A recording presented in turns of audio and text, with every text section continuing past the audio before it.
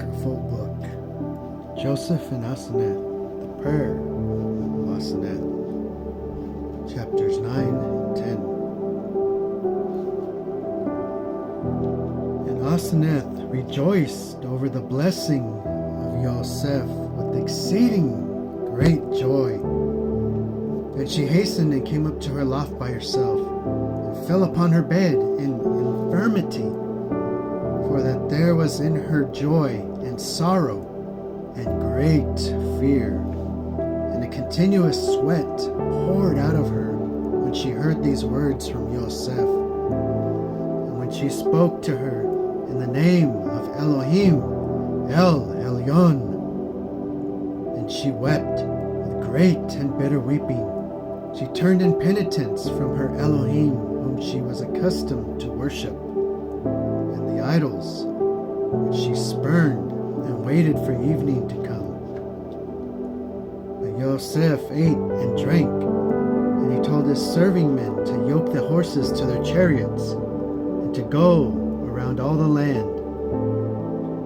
And Potiphar said to Yosef, "Let my lord lodge here today, and in the morning you shall go your way."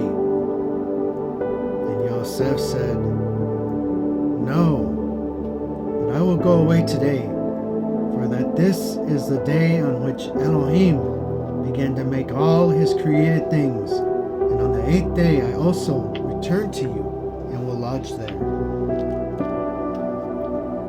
And when Yosef had left the house, Potiphar also and all his kindred departed to their inheritance.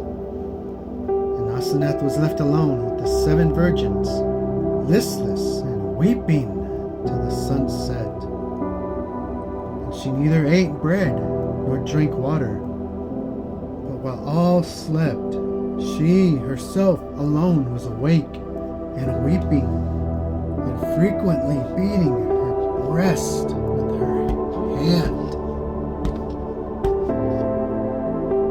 And after these things, Asenath rose from her bed and went quietly down the stairs from the loft, and on the coming to the gateway found the portress sleeping with her children. And she hastened and took down from the door the leathern cover and the curtain, and filled it with cinders, and carried it up to the loft, and laid it on the floor. And thereupon she shut the door securely, and fastened it, and with the iron bolt from the side, and groaned with great groaning together, and with very great weeping. But the virgin whom Asenath loved above all the virgins, having heard her groaning, hastened and came to the door after awakening the other virgins also, and found it shut. And when she had listened to the groaning and the weeping of Asenath, she said to her from without, "What is it, my mistress? Why are you sad? And what is this that troubles you? Open to us, and let us see you." And Asenath said to her, being shut inside, "Great and grievous pain has attacked my head. I am resting in my bed. I am not able to rise and open to you, for I am infirmed over all my limbs. Go each of you to your chamber, and sleep, and let me be still." And when the virgins had departed, each to her own chamber, Asenath rose and opened the door of her bedroom quietly. She went away into her second chamber, where the chests of her adornments were. She opened her coffer, and took a black and somber tunic, which she put on and mourned when her firstborn brother died. Having taken then this tunic, she carried it into her chamber, and again shut the door securely, and put the bolt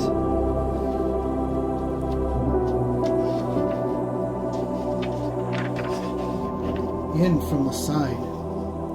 Then therefore Asenath put off her royal robe, put on the mourning tunic, loosed her golden girdle, and girded herself with a rope. And she put off the tiara that is in the mitre, and from her head, and also the diadem. And the chains from her hand and her feet were also laid upon the floor. And she took her choice robe, and the golden girdle, and the mitre, and her diadem, and she cast them through the window that looked toward the north to the poor.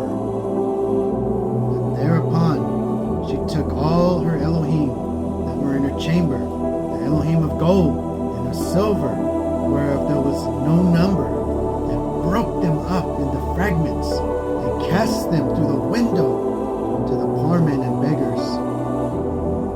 And again, Asenath took her royal dinner, and the fatlings and the fish and the heifer's flesh, and all the sacrifices of her Elohim, and the vessels of the wine of the libation, and cast them all through the window that looked north as food for the dogs.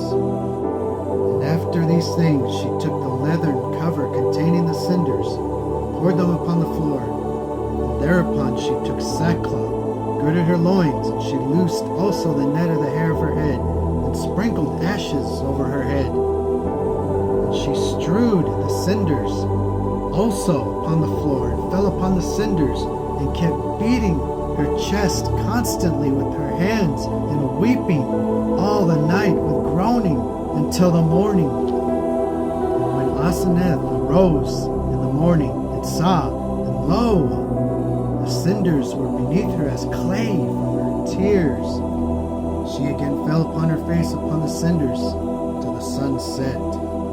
Thus Asenath did for 7 days, not ever tasting anything.